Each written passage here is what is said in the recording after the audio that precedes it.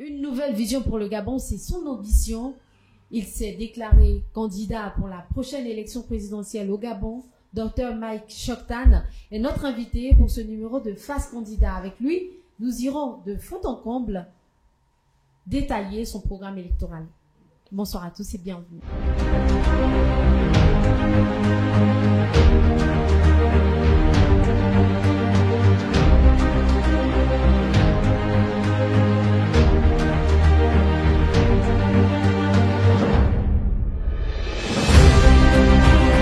Docteur Mike Choktan, vous avez établi votre vision pour le Gabon. Donc pour vous, il est question de donner une nouvelle alternative au Gabon. Et cette alternative, les Gabonais ont bien besoin de savoir comment est-ce qu'elle sera articulée. Alors, en ce qui concerne votre programme politique... Une alternative nécessaire. D'accord, une alternative nécessaire, comme vous le dites, a bien évidemment des mesures fortes. Voilà, des mesures fortes que sûrement vous avez déjà établies, que vous avez déjà mis en place. Alors, les Gabonais ont besoin de savoir quelle est votre mesure, les mesures principales que vous décidez de mettre en place dans le cadre de votre programme électoral. Et comment est-ce que vous comptez les mettre en œuvre? Alors, mon projet s'appuie sur 3 piliers. La transformation de la gouvernance, la transformation de l'économie et ensuite la transformation sociale. Alors, je pense que pour les besoins de clarté, peut-être qu'il faudrait que je parle point par point. Oui, tout naturellement, oui. Alors, dans le cadre de la transformation de la gouvernance, un des éléments très importants, c'est le fait de briser la chaîne de la corruption. D'accord. Et c'est d'ailleurs un point que nous comptons aborder dans le fil de l'émission. Toujours dans le cadre de la transformation de la gouvernance, limiter le nombre de mandats des élus en commençant effectivement par le mandat le plus haut, donc celui du président de la République, qui devra absolument être limité à 2. Toujours dans le cadre de la transformation de la gouvernance, mettre fin au cumul des mandats. Un poste public pour une personne. Une personne, un seul poste public. Donc, il n'y aura plus, par exemple, de ministre. Ministre, député. Ministre, député, maire. Bon, c'est déjà le cas aujourd'hui. Oui. Mais il n'y aura plus de ministre, par exemple, président de conseil d'administration, etc. Ça, c'est donc le cumul de postes, plus de cumul de postes. Absolument. On est dans un pays où il y a 22% de chômage. Nous sommes le 9e pays qui a le taux de chômage le plus élevé dans le monde. Bon. Il faut permettre à tout le monde d'avoir un accès libre au monde du travail et particulièrement aux fonctions d'État et même aux plus hautes fonctions. D'accord. Donc un premier pilier qui concerne la transformation de la gouvernance. Le deuxième pilier? La transformation de l'économie. Alors, il faut modifier le modèle économique qui est le nôtre jusqu'à présent. Il faut sortir de l'économie de la cueillette, parce que c'est à peu près ça que nous faisons depuis... L'économie de la cueillette, qu'est-ce que vous appelez économie de la cueillette? C'est-à-dire aujourd'hui, le Gabon a du pétrole, on exploite le pétrole, on vend le pétrole brut. Le Gabon a du bois, on coupe le bois. Bon, aujourd'hui, depuis 2009, on fait une première transformation. Oui. On coupe le bois, on le transforme pour avoir des planches, pour avoir du contreplaqué, pour avoir du plaquage. Moi, je dis, on doit aller plus loin. On ne doit pas vendre les produits après la première transformation. On doit aller vers une autre transformation, par exemple, vendre du mobilier, vendre du papier, etc. Donc, transformer localement. Pareil pour le manganèse. Aujourd'hui, on exploite le manganèse et on l'exporte sous une forme brute. Il faut le transformer localement. Il y a 2 avantages. Le premier, c'est que la valeur ajoutée, qui est très importante, elle reste ici. Le deuxième, c'est qu'on donne du travail, oui, la création d'emplois, aux Gabonais. Et c'est important qu'on fasse de la lutte contre le sous-emploi, qu'on en fasse une priorité.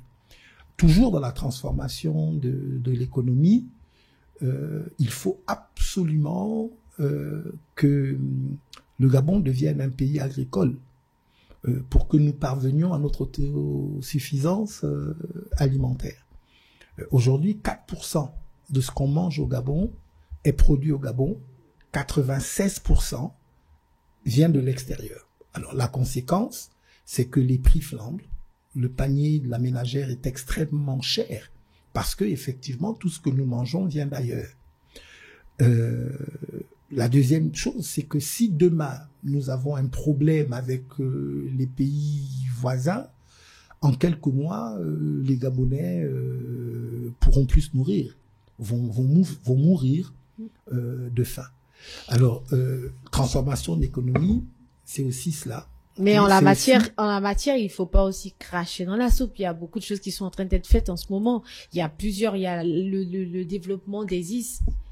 Alors, et des zones agricoles à forte productivité. Alors, je vais répondre à ça parce que c'est quand même c'est assez important. Oui. Je disais donc la transformation du modèle économique. Et j'ai parlé de la diversification de l'économie. Ça veut dire on ne s'appuie plus essentiellement sur le pétrole, le manganèse et le bois, parce que actuellement ce sont les trois plus importantes sources de richesse nationale, oui. Mais on développe l'agriculture. Et le développement de l'agriculture, ce n'est pas seulement planter et récolter, mais on va jusqu'à l'agro-industrie, toujours pour garder la valeur ajoutée chez nous. Maintenant, vous me parlez de ce qui se fait actuellement. Oui. Mais il faudrait qu'on étudie les chiffres. Aujourd'hui, les experts internationaux, y compris les Africains, disent que pour que le Gabon atteigne son autosuffisance alimentaire, il faut que pendant 10 ans, on consacre 10% du budget de l'État à l'agriculture. 10% de notre budget, je répète, à l'agriculture.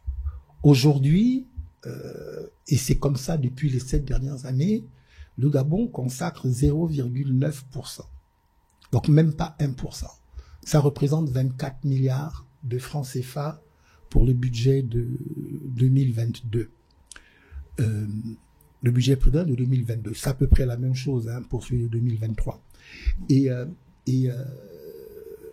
en comparaison, le budget de l'armée est à 170 milliards.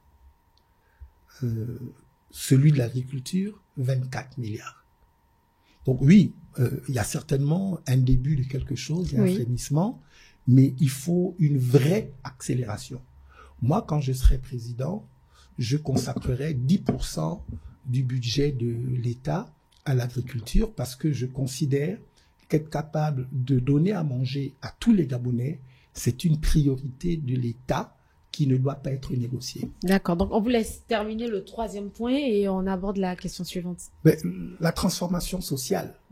Okay, vous avez compris que la transformation de la gouvernance doit permettre notamment de briser la chaîne de corruption. La transformation de l'économie doit nous permettre d'avoir, doit permettre à l'État d'avoir plus de richesses. Et cela donc doit nous permettre la transformation sociale. La transformation sociale a pour but d'éradiquer l'extrême pauvreté.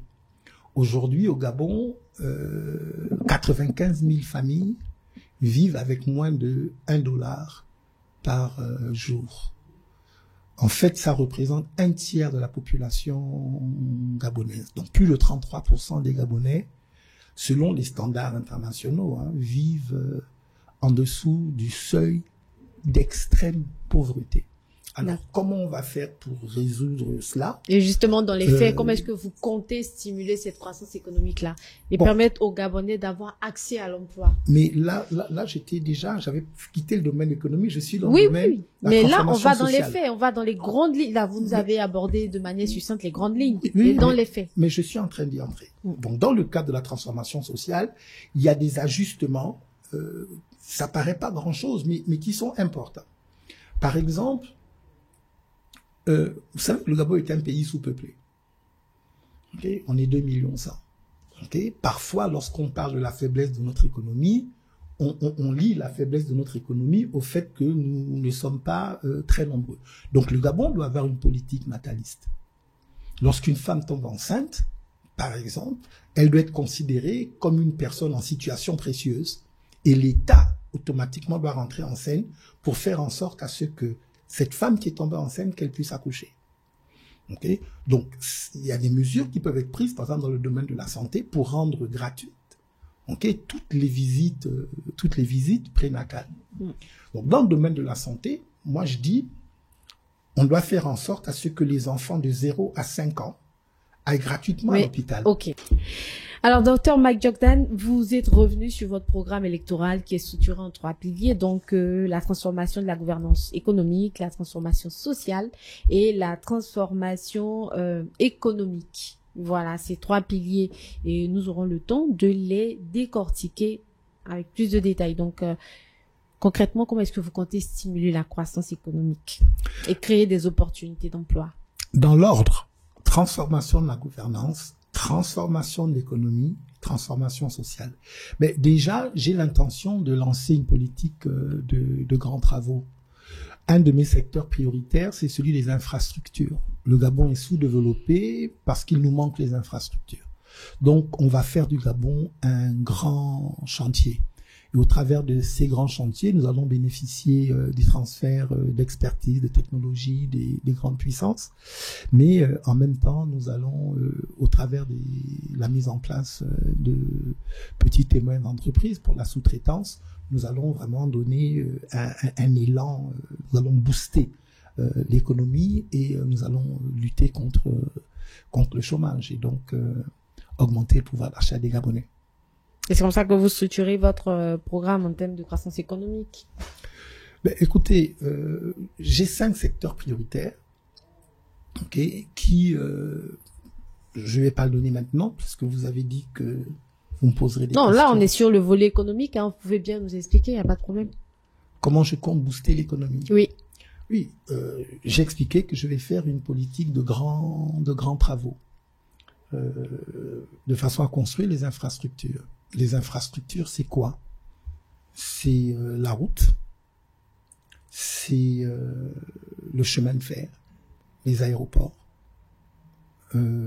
c'est les hôpitaux, c'est les écoles, c'est les centres commerciaux, c'est les hôtels, c'est les lieux touristiques. Alors, vous savez qu'un pays ne peut pas se développer véritablement s'il n'y a pas la route, ou s'il n'y a pas de moyens de se déplacer d'un endroit vers un autre. Donc, au travers de la politique des infrastructures, nous allons booster notre économie. D'accord. Donc, vous misez essentiellement sur le développement des voies de communication? Non, je vise toutes les infrastructures.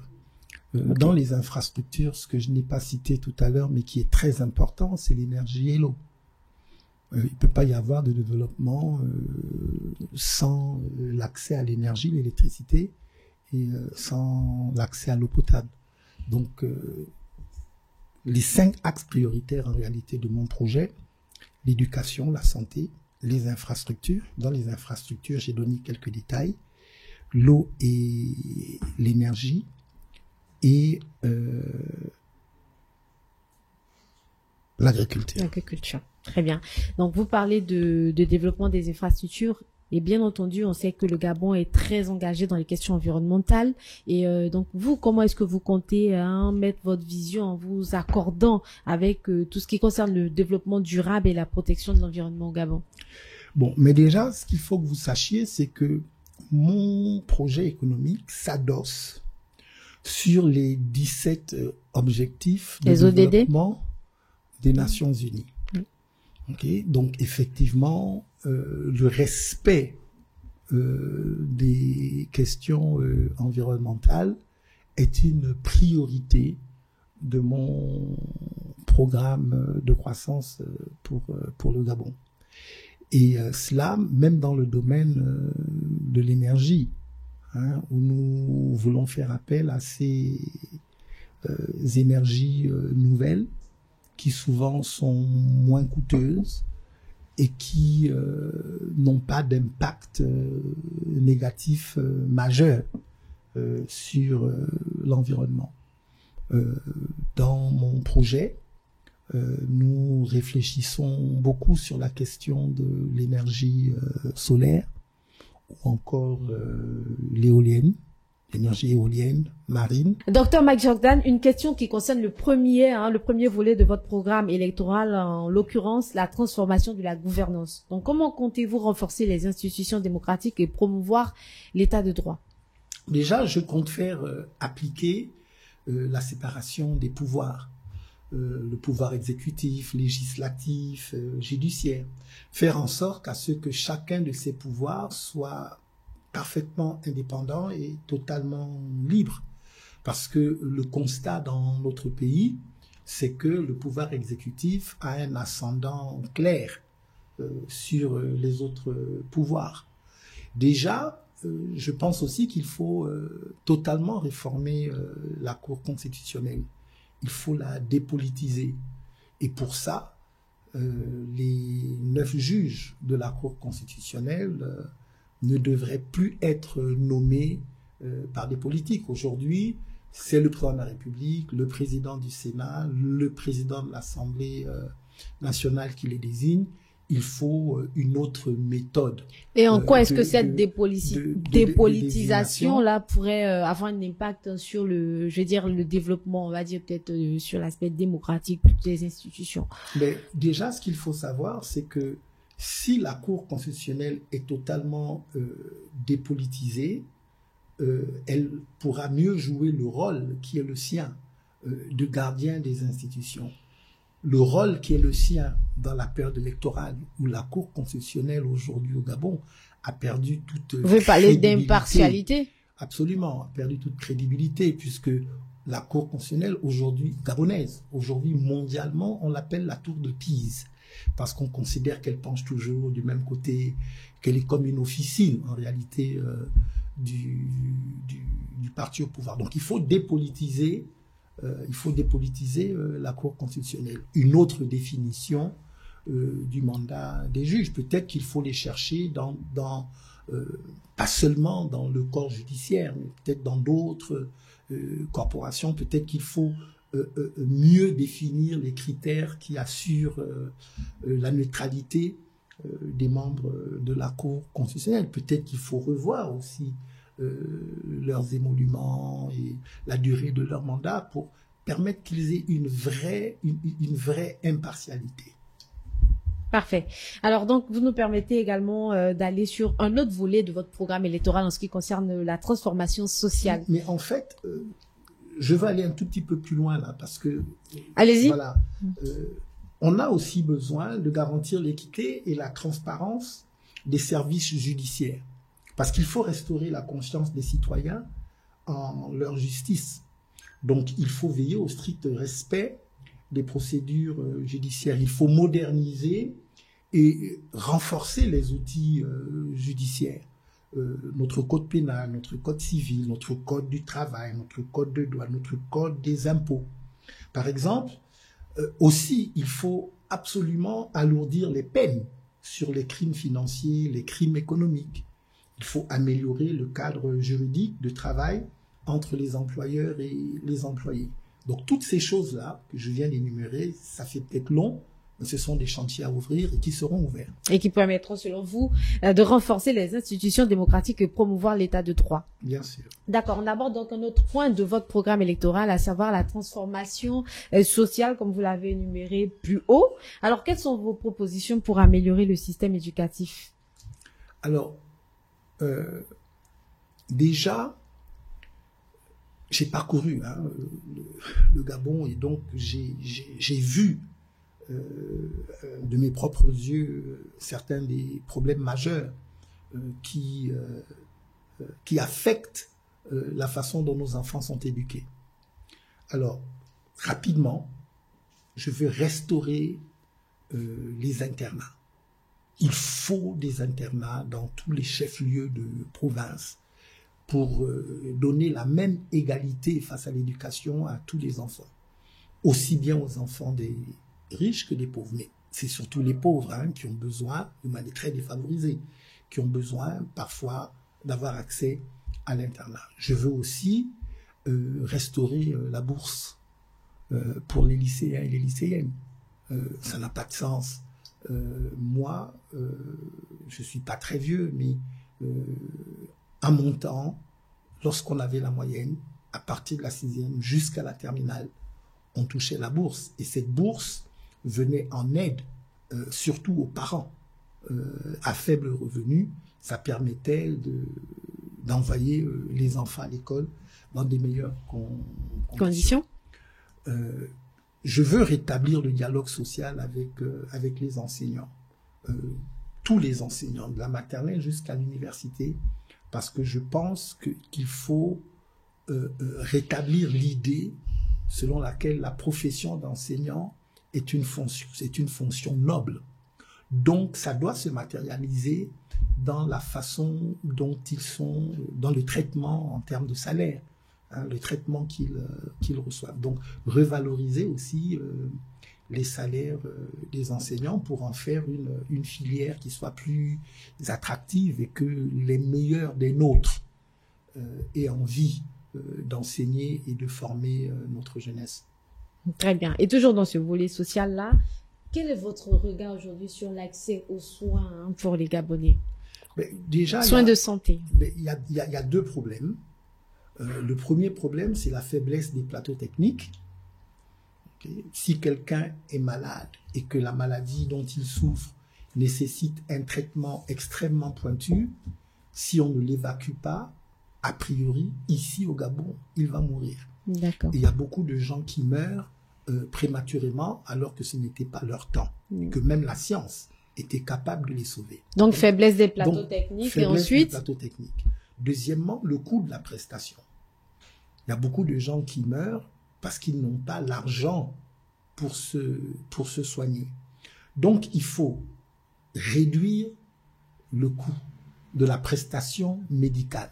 Déjà, je dis, les enfants de 0 à 5 ans ne doivent plus payer l'hôpital. Mais on a un système de santé qui est quand même pensé dans cette mesure-là. On parle de la CNAMGS, par exemple.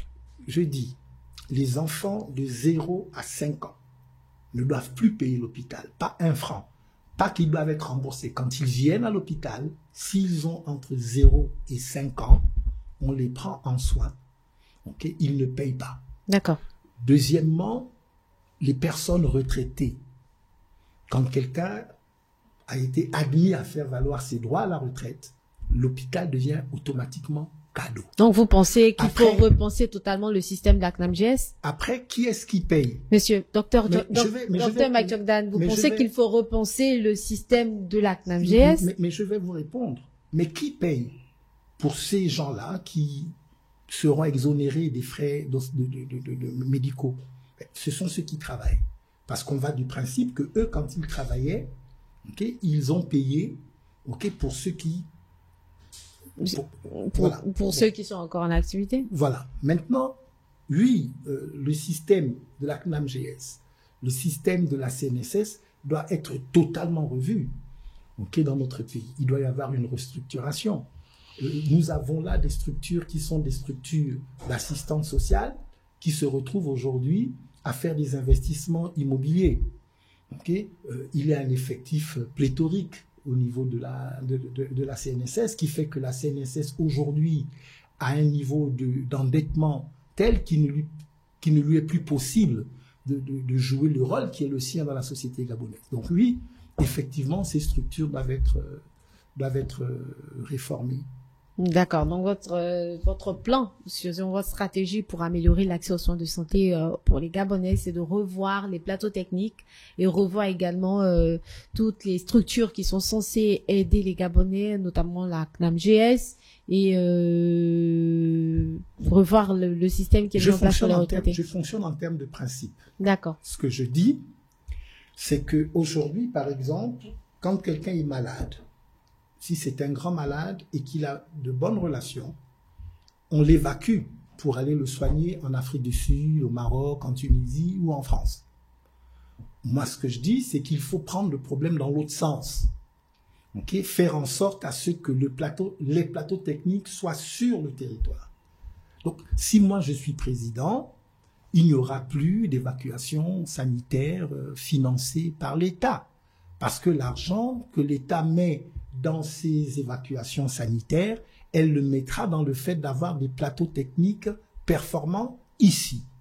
Après, les autres principes que j'établis, c'est que les Gabonais de 0 à 5 ans, le taux de mortalité infantile au Gabon reste trop élevé.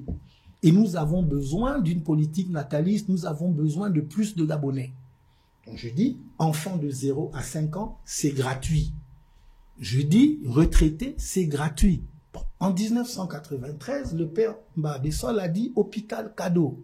Personne n'a trouvé utopique le fait qu'il fasse cette promesse.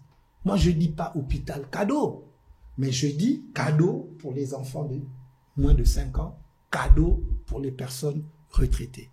Moi, je fonctionne sur les principes. Ensuite, les experts étudieront les méthodes à appliquer pour que la CNSS, la CNAMGS tiennent compte des principes qui sont édictés. Les principes, je les ai définis. Très bien. Et voilà que tout est dit. Pour ce numéro de Face Candidat, nous recevions Dr Mike Chokdan. Il est le président leader de Gabon Nouveau et candidat déclaré à la présidentielle de 2023. Ce numéro nous aura permis d'en savoir un peu plus sur son programme électoral. Alors la balle est dans votre camp, chers Gabonais et Gabonaises. Merci de nous avoir suivis. À très vite sur Média 241.